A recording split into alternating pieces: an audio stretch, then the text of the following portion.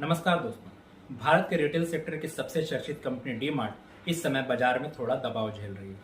Stock performance कमजोर दिख रहा है, लेकिन इस गिरावट के पीछे भी एक कमबैक की कहानी छिपी है। FY26 की दूसरी तिमाही में डी-मार्ट की रेवेन्यू 15% ईयर ऑन ईयर बढ़ी और कंपनी ने 10 नए स्टोर भी खोले, जिससे उसका स्टोर नेटवर्क 342 स्टोर्स तक पहुंच गया।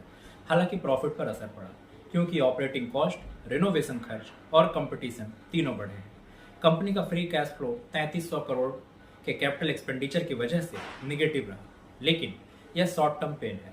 लॉन्ग टर्म गेन के लिए डीमार्ट का फोकस एक्सपेंशन और एफिशिएंसी पर बना हुआ है।